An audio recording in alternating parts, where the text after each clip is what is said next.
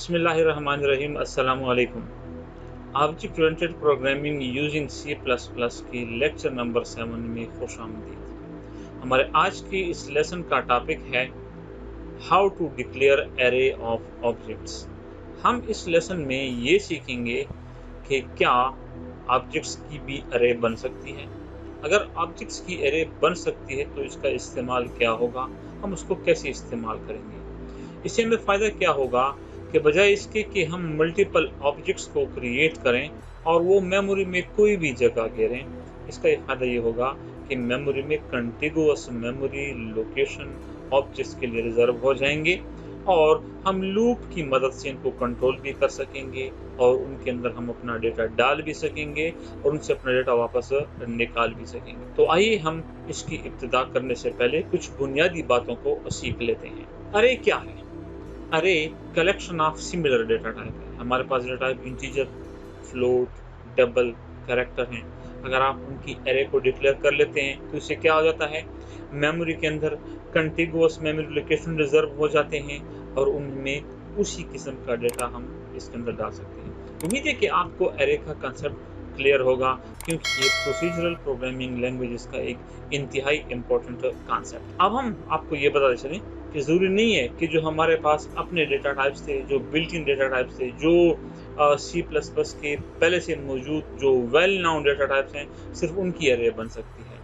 Array user defined data types की भी बन सकती है। यूज़र डिफाइंड डेटा टाइप की सबसे बड़ी मिसाल स्ट्रक्चर्स और क्लासेस हैं।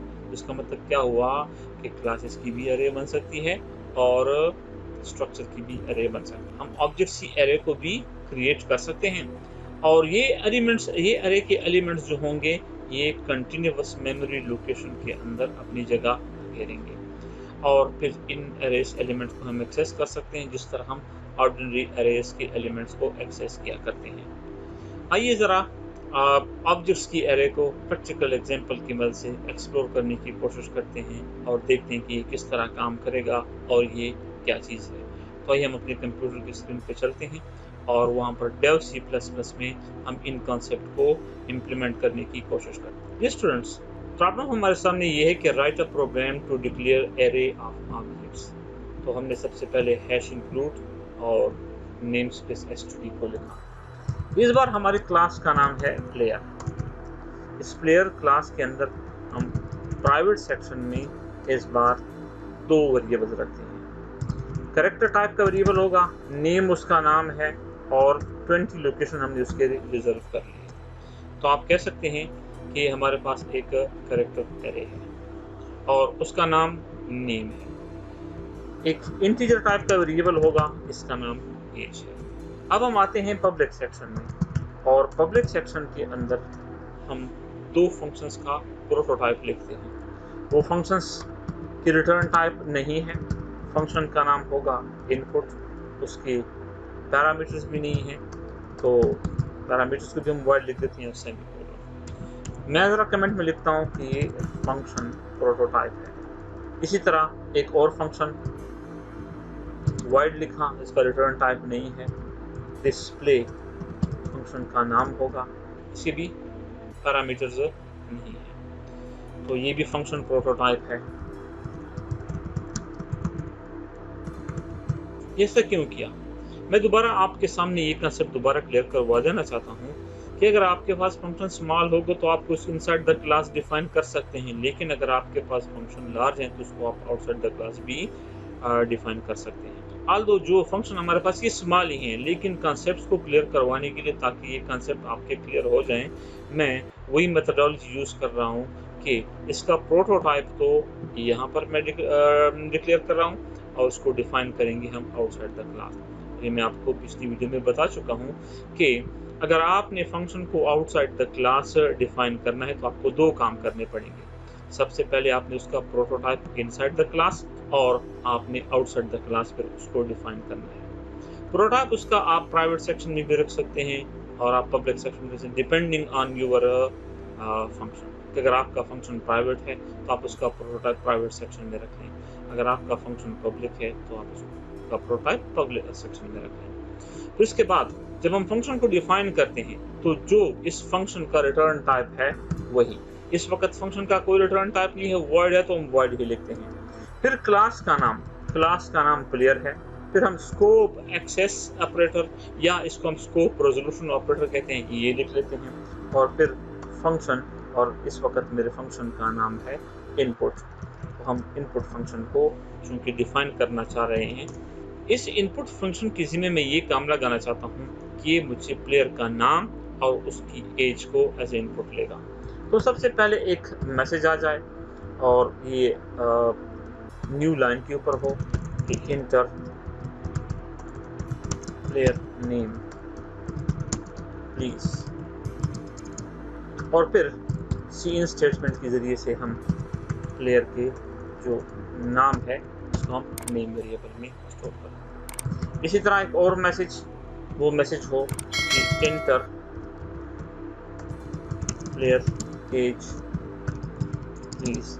तो प्लेयर का एज हमसे इन स्टेटमेंट की मदद से प्लेयर का एज नहीं। ये दो काम मैंने इनपुट फंक्शन के जिम्मे लगा दिए। क्या काम?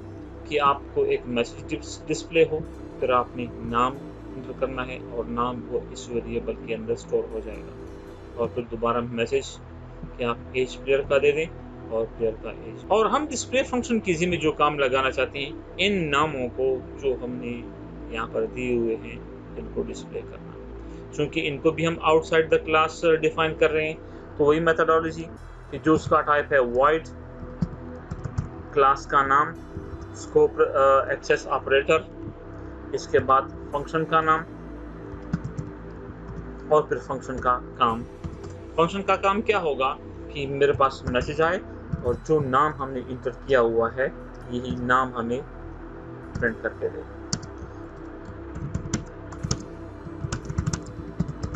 Name of the player is, और वो कहाँ पर स्टोर होगा? वो नेम वेरिएबल के अंदर स्टोर होगा। और एक दूसरा मैसेज आ जाए cout age of the player, और age of the player age variable के अंदर स्टोर है। ये दो काम हमने लगा दिए इस फंक्शन के साथ। अब हम आते हैं अपने मेन फंक्शन की जाने। इंट मेन फंक्शन, उसका पहले हम स्ट्रक्चर बना लेते हैं। अब इसके में क्या काम लगाते हैं? मैं डिक्लेयर करना चाह रहा हूँ एरे ऑफ ऑब्जेक्ट्स। हम इस तरह भी कर सकते हैं, प्लेयर क्लास का नाम, लेट्स सपोज ऑब्जेक्ट नाम क्रिकेट है, क्रिकेट 1, क्रिकेट 2, क्रिकेट 3। ये भी तरीका है कि हमने 3 ऑब्जेक्ट्स को, इस क्लास के ऑब्जेक्ट्स को डिक्लेयर कर लिया जो हमसे 3 क्रिकेट के प्लेयर्स का डेटा लेंगे। बल इस तरह करने में कोई नुकसान तो नहीं है, लेकिन इससे हमारा काम काफी लेंथी हो जाता है। इस लेंथी काम को बचाने के लिए हम ऑब्जेक्ट्स की एरे को डिक्लेयर कर लेते हैं, क्रिकेट और इसके बाद 3। इस 3 का मतलब क्या हुआ कि हमें 3 ऑब्जेक्ट्स चाहिए, एक क्रिकेट 0 होगा, क्रिकेट 1 होगा और क्रिकेट 2 होगा। 3 का मतलब याद रखो कि 3 ऑब्जेक्ट्स।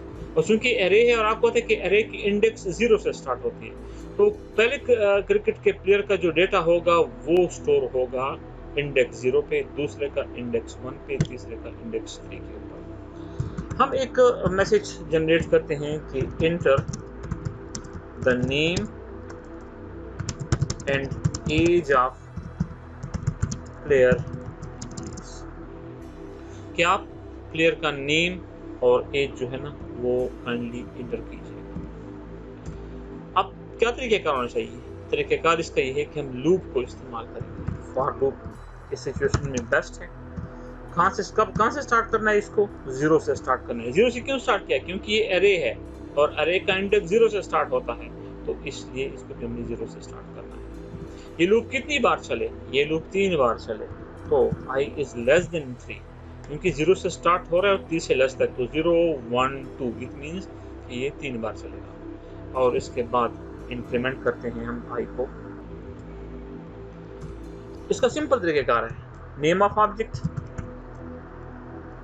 और फिर जो इंडेक्स है और फिर इनपुट फंक्शन को कॉल करेगा। अब जरा इसको और से समझने की कोशिश कीजिएगा। होगा क्या? जैसे ही ये इस लूप तक बात पहुंचेगी, i is equal to 0, 0 is less than 3, yes 0 is less than 3, फौरन आ जाएगा क्रिकेट ऑफ 0। कि भाई cricket of zero, it means कि जो जीरो लोकेशन है उस एरे की, उसमें आपने स्टोर करना है। क्या स्टोर करूं भाई, तुम जरा इनपुट फंक्शन को कॉल कर लो। इनपुट फंक्शन कॉल किया जाएगा, ये मैसेज हमारे सामने आएगा, इंटर प्लेयर नेम प्लीज। हम नाम इंटर कर लेंगे, इंटर प्लेयर एज प्लीज, हम उसका एज भी इंटर कर लेंगे। इसी तरह आई प्लस प्लस, आई इंक्रीमेंट हो जाएगा, आई बन जाएगा 1, 1 इज लेस देन 3, यस। फिर क्रिकेट ऑफ 1, इट मीन्स कि जो एरे की जो दूसरी लोकेशन है उसमें दोबारा इनपुट फंक्शन कॉल कर लो, डेटा स्टोर कर लो, दोबारा ये फंक्शन कॉल किया जाएगा। पहले ये मैसेज आएगा, फिर हम नाम देंगे, और फिर ये मैसेज आएगा, फिर हम एज देंगे, ये दूसरी लोकेशन के ऊपर स्टोर हो जाएगा। इस तरह तीसरी बार ये लूप चलेगा। चौथी बार जब ये i3 हो जाएगा, 3 is not less than 3, condition हो जाएगी फॉल्स, तो इस वाली लाइन को स्किप कर दिया जाएगा। फिर हम क्या करते हैं कि यहाँ पर आउटपुट फॉर लूप इस्तेमाल करते हैं। फॉर आउटपुट के लिए फॉर लूप इस्तेमाल करें। जो डेटा हमने दिया है ये हमें वापस भी अब चाहिए, तो फॉर बिल्कुल एग्जैक्टली इसी तरह ही होगा, सिर्फ फंक्शन कॉल में फ़र्क आएगा। फंक्शन कॉल में इसलिए फ़र्क आएगा कि अब हम डिस्प्ले फंक्शन को कॉल करना चाहते हैं। I is less than 3, i cricket i dot. अब हम इस बार डिस्प्ले फंक्शन को कॉल करें।